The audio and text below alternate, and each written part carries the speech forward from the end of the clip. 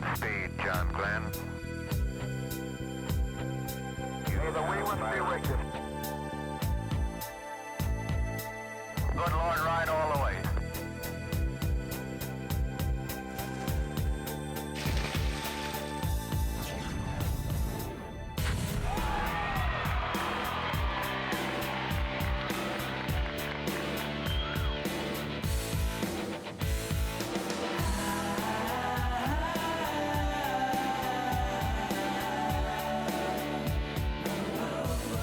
February 20th, 1962. It was a different time, a different world. A world of uncertainty, of nuclear confrontation, of two superpowers engaged in a race for space, the USSR and the United States of America. The world could belong to the winner, and America was behind. We choose to go to the moon in this decade and do the other things, not because they are easy, but because they are hard. Because that goal will serve to organize and measure the best of our energies and skills. Because that challenge is one that we're willing to accept, one we are unwilling to postpone, and one we intend to win.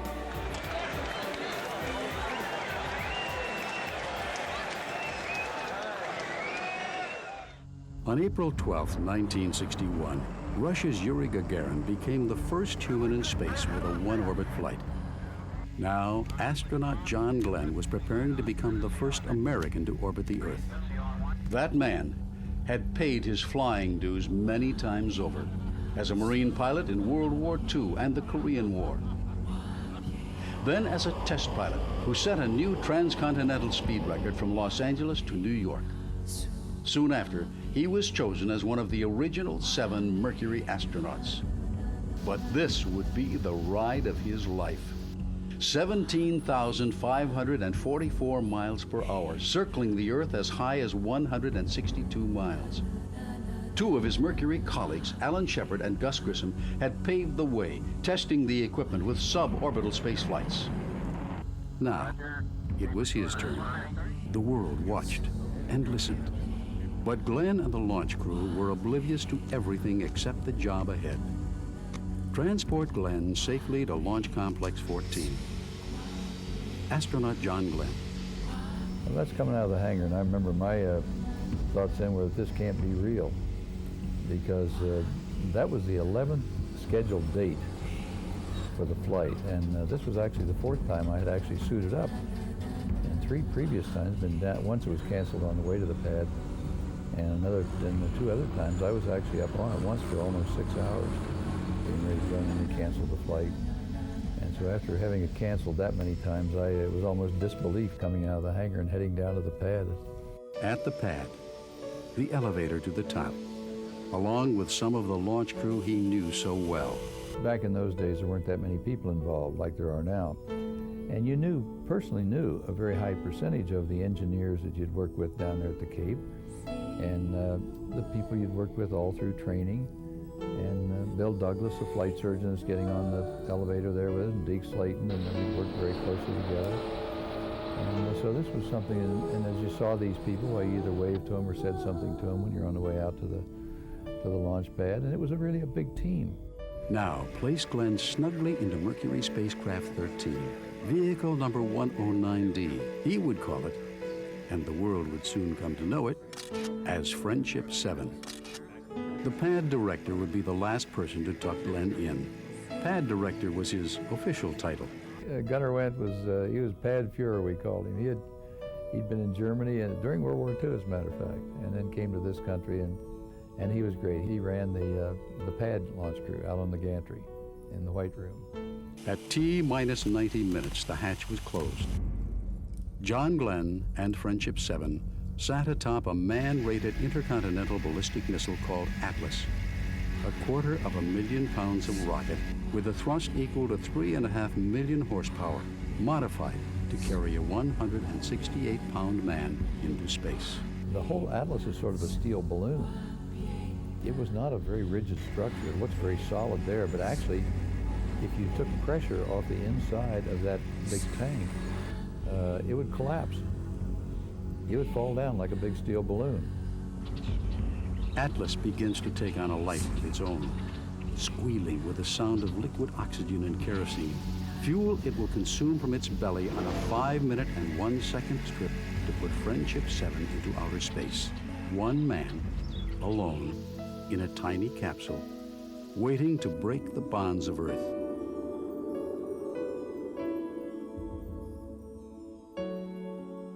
But alone does not mean silence. 18 tracking stations on land and at sea around the world are filling the airwaves with checks and double checks, systems checks, vital in monitoring every aspect of Friendship 7, including John Glenn.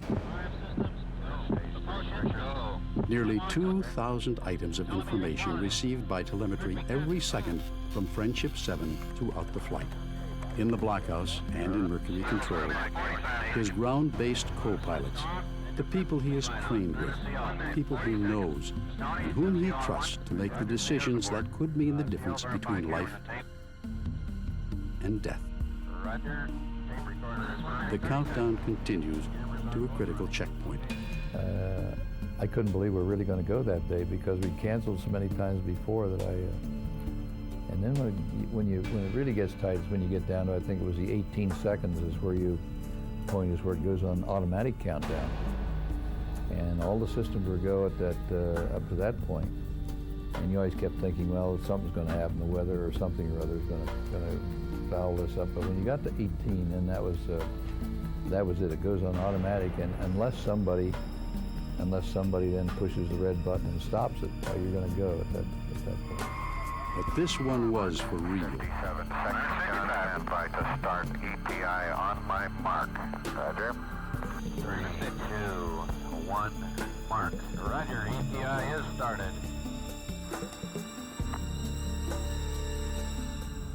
-40. Status check, pressurization. Lock stacking. Have a braking ground level right. You are go. Water systems, go. Range operations. Cleared longer. Mercury capsule, go. All pre-start panel lights are correct. The ready light is on. Eject Mercury umbilical. Oil evacuate. Mercury umbilical clear. Mercury is in. Lights on. All recorders to fast. T-minus 18 seconds and counting engine start. May the we with me with you, Thomas. Good Lord, ride all the way. Godspeed, John Glenn. 10, 9, 8, 7.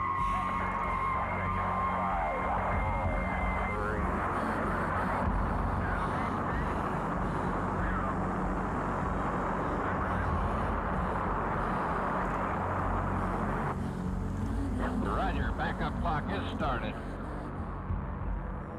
The liftoff was so gentle that you just had to concentrate to make sure you lifted off. And one of the first reports you were to make is the clock is operating. That meant that you had lifted off and pulled the last umbilical with Earth. So you were really free from any wire connection with Earth whatsoever. And that started the clock. Fuel 102, 101, oxygen 78, 100, amps 27. Roger, loud and clear. Flight path is good. 6-9.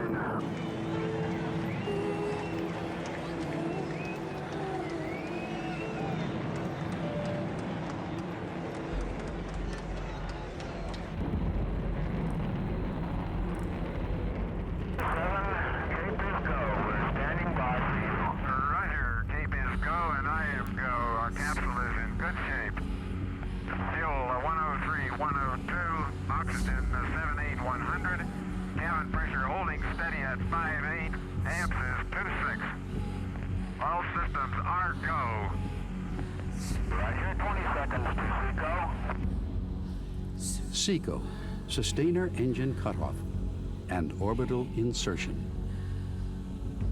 At the time of insertion into orbit, as I recall, I think we had 1 3/4 seconds of fuel remaining to be burned at that time, and you wouldn't get up enough speed to orbit, and you might make one orbit, or they might have to cut you down immediately and try and get back into the Atlantic without orbiting.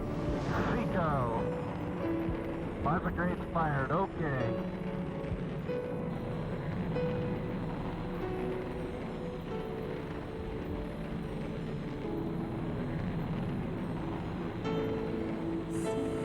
pressure holding steady at 5'8", amps is 2.6.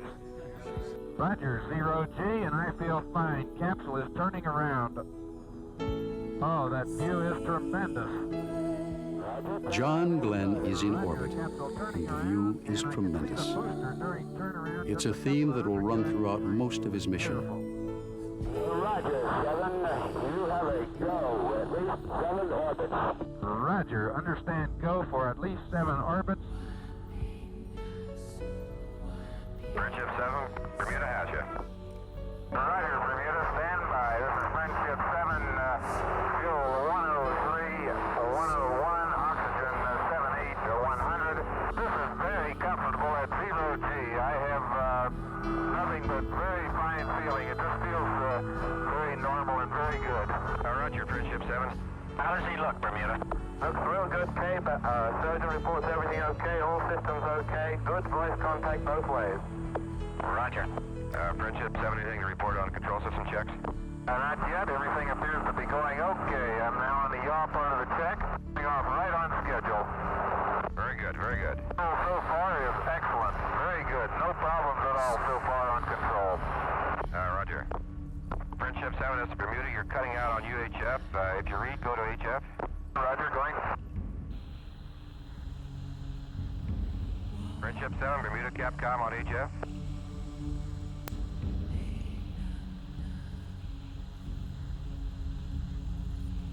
Friendship 7 will read you very weak. Cabin pressure holding steady at 5'8", amps is 2.6. All systems are go. Roger. This is Friendship 7. The horizon is a brilliant blue. There, I have the mainland in sight at present time, coming up on the scope, and have Canaries in sight out through the window, and picked them up on the scope just before I saw them out the window. Over. Roger. Friendship 7, this is Canary Capcom. Repeat blood pressure check. Repeat blood pressure check. Roger, repeating blood pressure check now, starting. Bumping up. But not everything on this flight was outside the capsule. Something new inside became part of our everyday lives. We used to joke that we're not sure that you could ever gotten into space without Velcro. We used it for a lot of things. We used it on the suit, and used it to attach things, and used it for covers, and we had some Velcro patches, which the mating patches on the piece of equipment, and other patches on the side. You could patch these things together. And that is, I'll tell you, that's one thing that's grown in use through the years far beyond anything that we ever used back in Project Mercury. I heard your comments on the weather over Africa. We've had dusty weather here, and as far as we can see, a lot of this part of Africa is covered with dust. So just exactly the way it looks from up here, too. Roger, will you give us status report, over? Roger, this is Friendship 7, fuel 9098, oxygen 78, 100, cabin pressure holding 5.6 at present time. And preferring to take silent still at present time.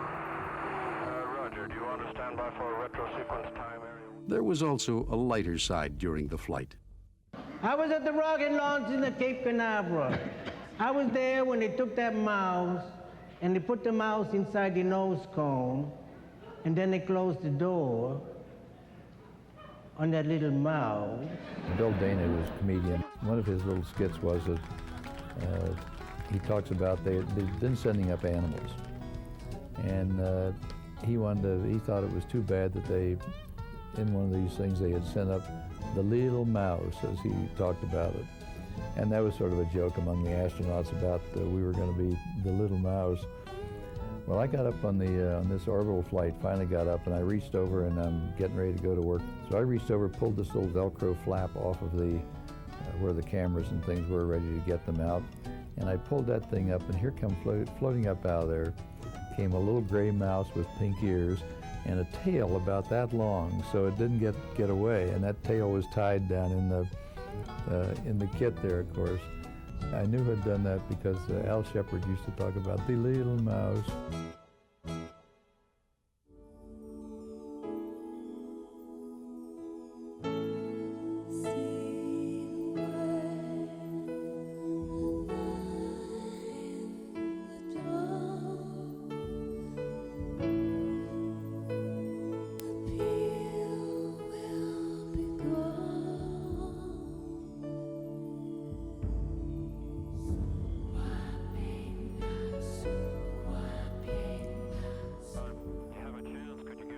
Then, something not seen before. Roger, Friendship 7, we'll give blood pressure check. I still have some of these particles that I cannot identify coming around the capsule occasionally, over. Roger, how big are these particles? Over. Very small. I would indicate they're of the order of a 1/16 of an inch or smaller. They drift by the window, and I can see them against the dark sky. Just at sunrise, there were literally thousands of them. It looked like just a myriad of stars, over.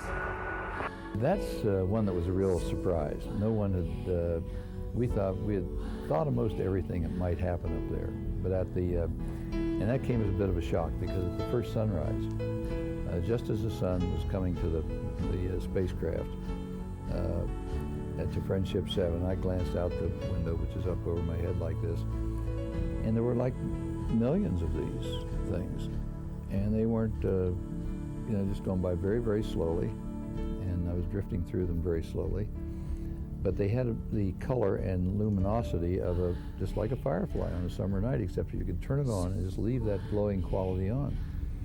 And there were just hundreds of thousands of these things out there as far as I could see. And on later flights, Scott Carpenter on the next flight saw the same thing. Now, we didn't know what they were at that time, and they found later that they're particles from the heat exchanger, water particles from the heat exchanger. But this color, the luminous glowing color, I don't think anybody ever did figure that one out. One thing that was figured out. One question that was answered. Man can fly a spaceship in orbit. Roger, this is Friendship 7. Friendship 7, this is Bermuda Capcom. Roger, this is Friendship 7. I'm controlling fly-by-wire at present time. I have no left jaw low thrust. Well, that's one of the things that the doctors and some of the psychiatrists and even some of the engineers, I think, had some doubts about whether you could really look outside and in space with all the other differences there were, whether you could use a hand control, look out, correlate your motions to control this thing, and I never had any real doubt that we'd be able to do that.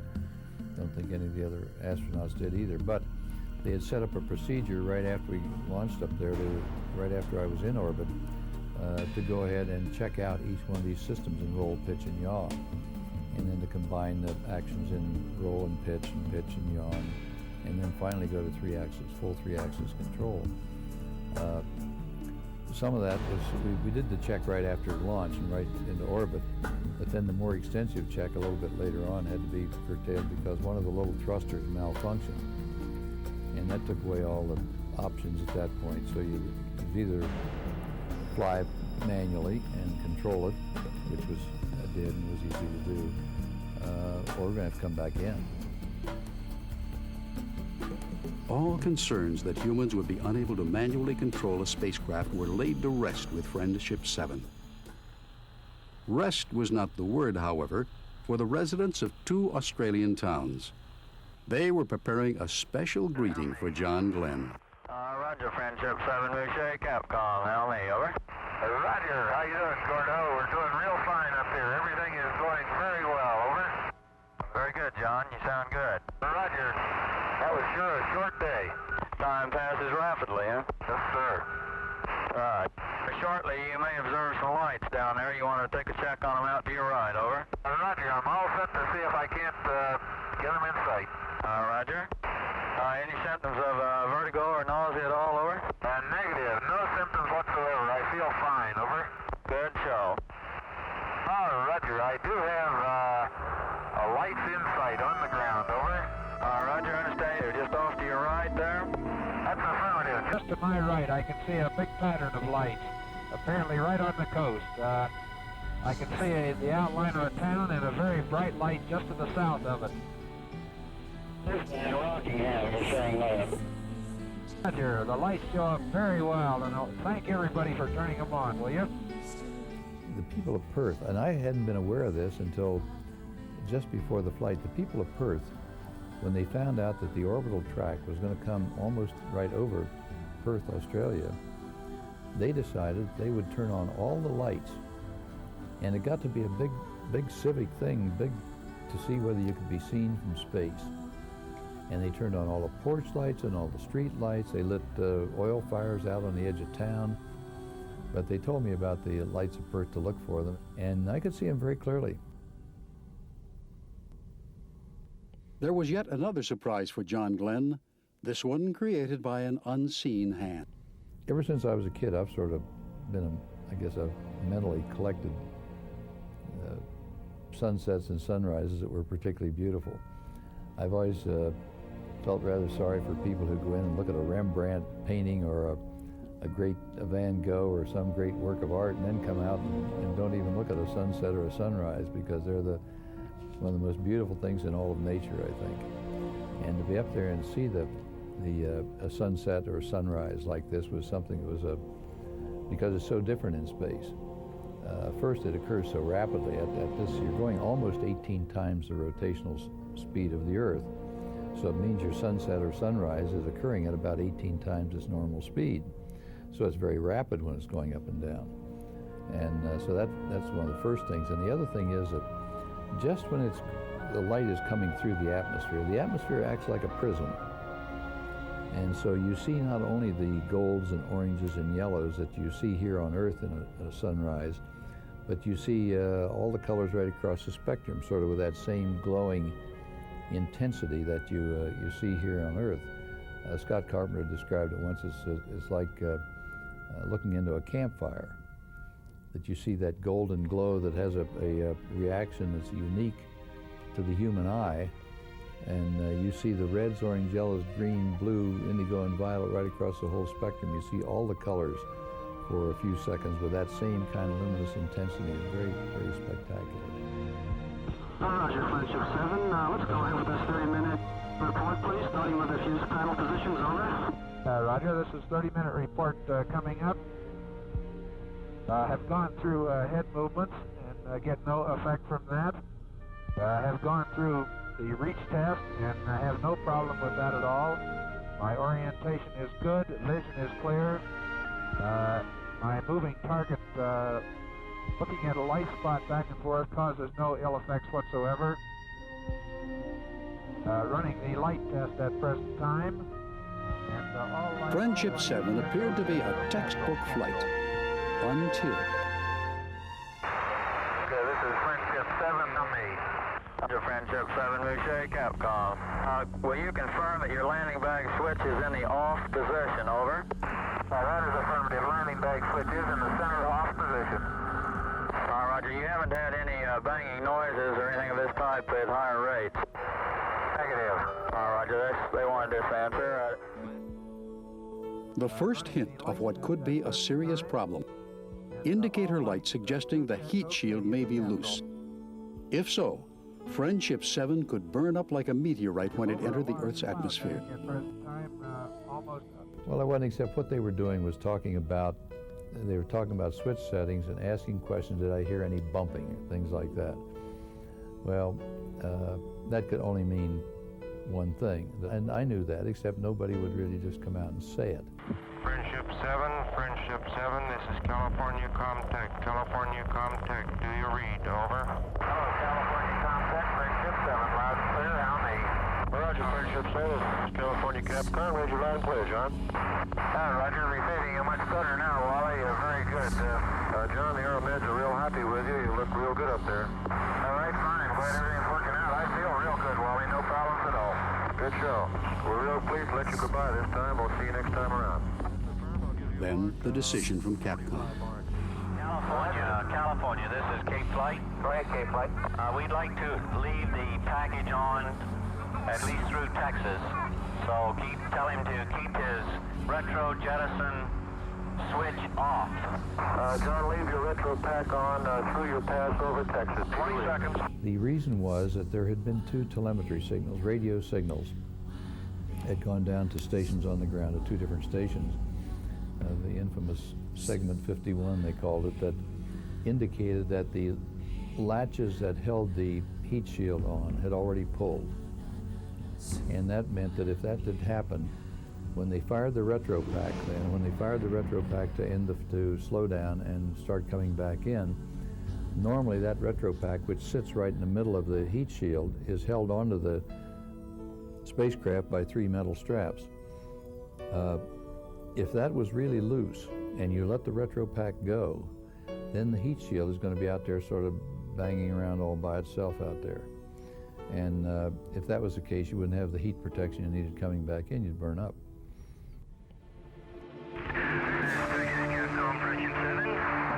We are recommending that you leave the retro package on through the entire re-entry. This means that you will have to override the 05G switch, which is expected to occur at 0443. This also means that you will have to manually retract the scope. Do you read?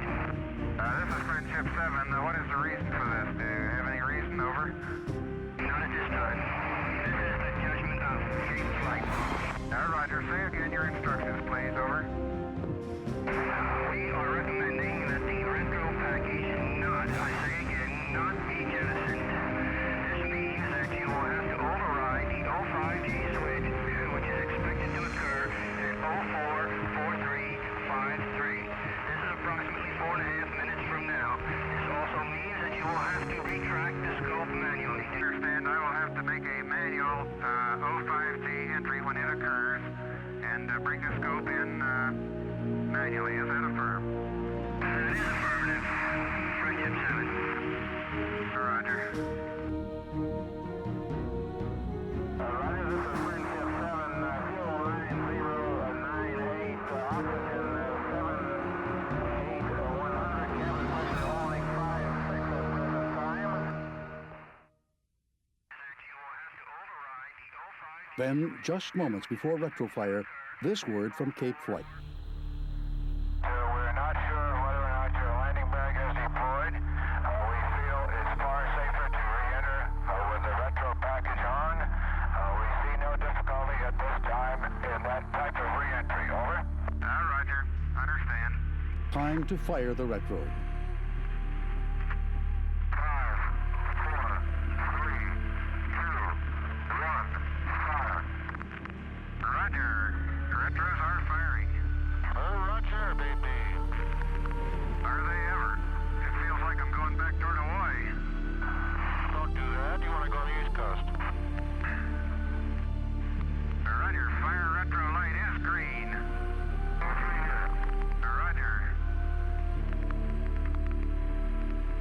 Roger. Retros have stopped.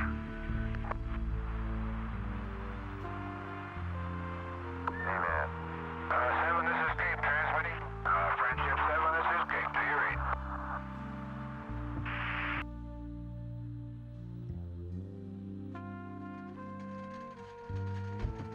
This is Friendship 7. I think the pack just let go. As I'd look out the window then during the high heat of re-entry, chunks of the retro pack back there were burning off and coming back past the window, flaming chunks of this. And it made for a very spectacular re-entry, and from that standpoint, just what you could see. Plus, I couldn't be positive at that time whether it was the heat shield or whether it was the retro pack burning up. Friendship 7, this is Cape. Do you read? Friendship 7, a real fireball outside. Friendship 7 is now in its furious charge into the Earth's atmosphere, slowing from nearly 17,500 miles per hour to 1,300 miles per hour, barring any communication for 4.5 minutes.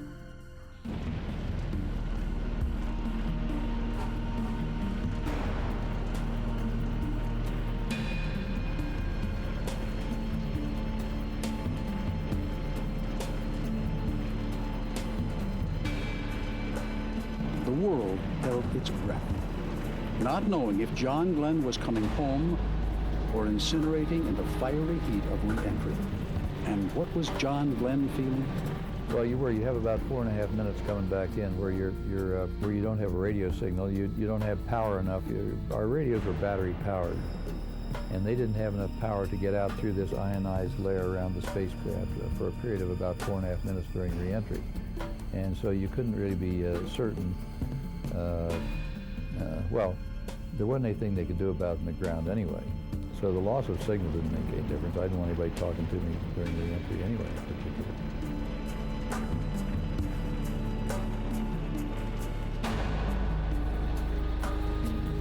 I can remember those to this day, thinking that if that's burning up back there, and if the chunks coming by that I was seeing, if those are chunks of heat shield instead of the retro pack, first thing I'm going to feel is going to be on my back. And once I feel that, that means we've gone to disintegration practically, because the heat's coming through. Friendship 7, this is Cape, over. 443 flight. That was about on time. Keep talking out. Friendship 7, this is Cape, over. But there wasn't anything you could do about it. I couldn't get out and check it or anything. There wasn't anything you could do. So what you did, you just did what you trained to do, and you kept working to keep the right attitude in re-entry and keep the oscillations down, which is what I was supposed to be doing. And at that point, I had cut on both the automatic system, even though it might waste things, and I was doing manual control on it also, doing both. And so as it turned out, it was came through that all okay. But I still remember thinking, if that's actually breaking up, I'm going to feel the heat on my back. And it was almost like, if someone walks over to you and starts to slap you on the shoulder and then stops and doesn't do it, you almost feel it touch. You almost feel it there, and that's sort of the way I was, sort of spring-loaded to feel the heat on my back. But it never came, and so it all worked out. And then the moment everyone was waiting and praying for. Friendship 7, this is Cape, over. Friendship 7, this is Cape. How do you read, over? All right, you're reading you loud and clear. How you doing? My condition is good, but that was a real fireball, boy. I had great chunks of that retro pack breaking off all the way through. Very good. It did break off. Is that correct? Roger. Altimeter off the peg indicating 80,000. Roger. Reading you loud and clear. Rocking quite a bit. I may still have some of that pack on. I can't damp it either.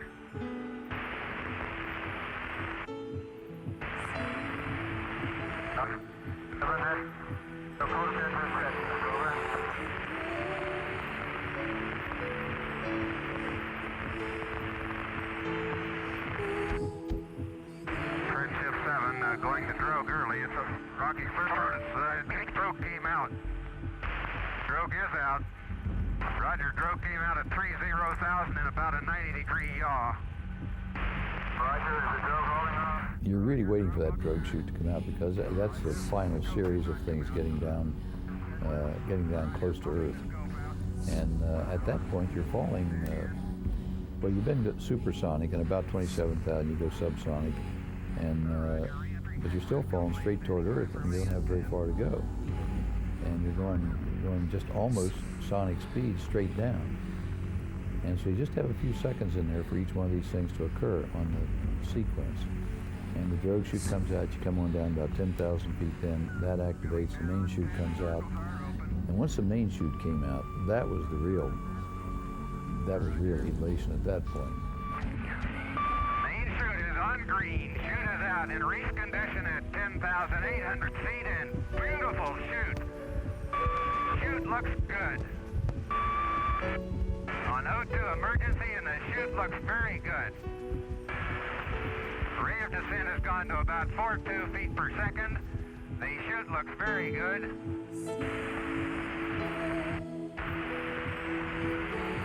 Hello, Mercury Recovery. This is Friendship 7. Do you receive? Mercury, Friendship 7, this is Steelhead. Loud and clear, over. Right here, Steelhead. Friendship 7, the chute looks very good, over.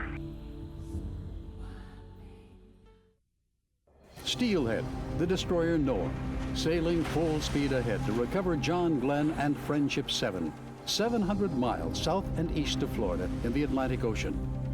Radio contact had already been made with Friendship 7. Direction finders were locked onto the capsule. And the main chute was in sight. But Glenn was far from finished. He had to run down a list of landing procedures, unfasten biomedical attachments. Blood pressure equipment had to be removed from his suit. Hoses and sensors had to be disconnected. His survival pack, in case of an emergency, had to be unstowed. All had to be done before Friendship 7 hit the water, and it was dropping at a rate of about 10 feet per second. Splashdown and home.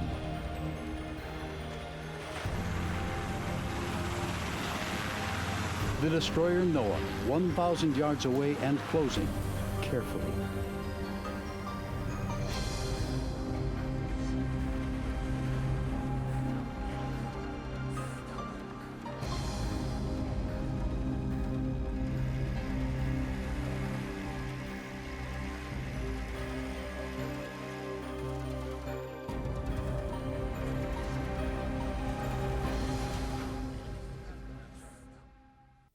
From the Noah, a short helicopter ride to the carrier Randolph.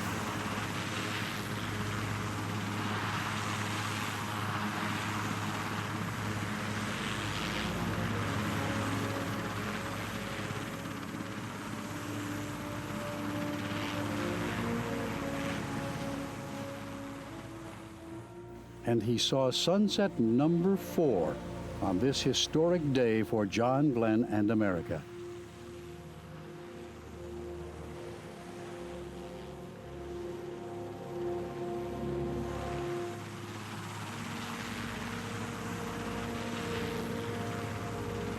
Now the final approach to the USS Randolph.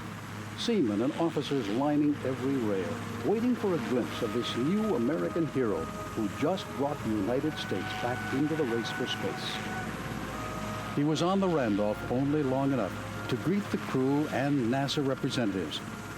From the USS Randolph, a 1-hour flight in a Navy jet to Grand Turk Island, and the last leg of a journey that began at Cape Canaveral, Florida, and covered more than 75,000 miles in 4 hours and 55 minutes. But to John Glenn, Friendship 7 and the Mercury program were more than just a leap into space. They were a statement of American philosophy. I think before Al's suborbital flight, first flight, we didn't really have a feel for what was going to happen with regard to public attention and worldwide attention to this. And I think one of the things that I think was President Eisenhower had decided that the space program was going to be open. The Soviet program was closed. It was a military program. Basically, it was closed, and they wouldn't let any pictures go out. They wouldn't let people come and watch a launch or anything like that. Eisenhower decided ours was going to be a peaceful program. Yeah, that's the reason he gave it to NASA, so it would not be a military program, not be looked at that way. But Eisenhower decided otherwise, and that was I think it was a wise decision, because it let people sort of contrast our openness with the Soviet closed society.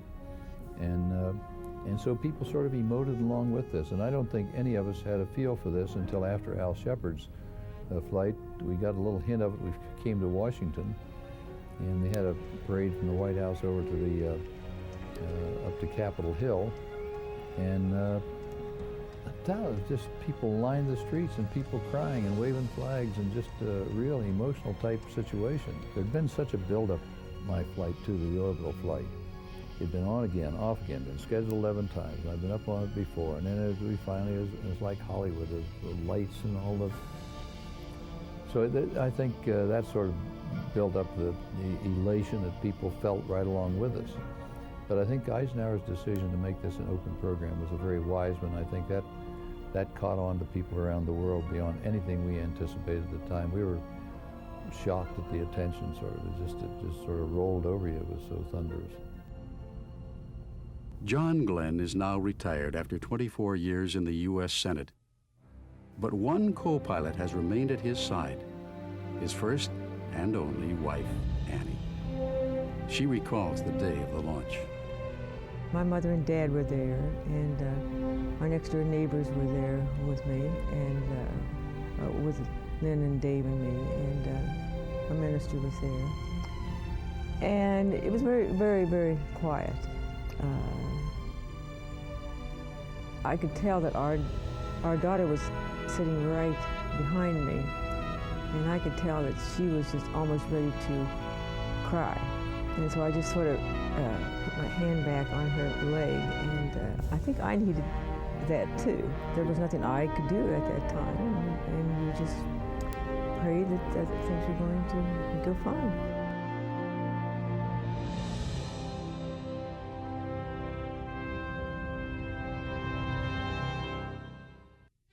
The flight of Friendship 7 and all the Mercury flights were the initial baby steps that led us to the International Space Station of today and to America's future in space.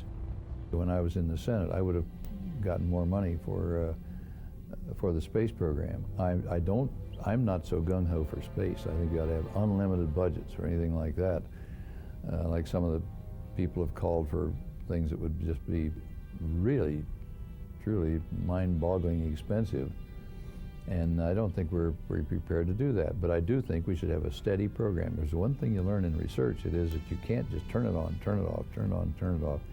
You wind up losing all the base you have there. Whatever program you're going to have it on a steady building basis, and that way you get the most value for every dollar spent in the program.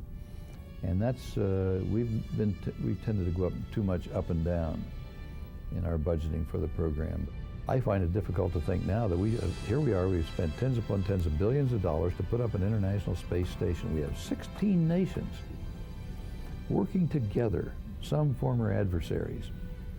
And then now we want to cut back on the research that can be done up there. And if there's one thing we've learned in the past in this country since our colonial days, it's that money spent on research normally has a way of paying off in the future beyond anything we see at the outset. And that to me is very, very true of the space program. And you know, basic research, that's what every bit of human progress has been made because somebody was curious about, let's learn something new. Let's get in a new environment. Let's make some new proposal. Let's make some new experiment here. Couldn't we do this with light? Couldn't we do this with heat or something else? And out of all this curiosity has come every leap forward. Without somebody being curious about the unknown, we never make any progress at all. Astronaut John Glenn, retired, but his heart is still with the space program. Friendship 7 was much more than just John Glenn orbiting the Earth 3 times. And it was not solely competition with the Soviets. It was about curiosity about the unknown. And that's been at the heart of all human improvement.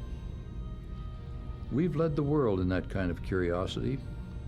We've not only asked why, we've gone ahead and said why not. And we and the whole world have benefited. In the context of his time, Friendship 7 was a reaffirmation of America's determination to lead the world into the future.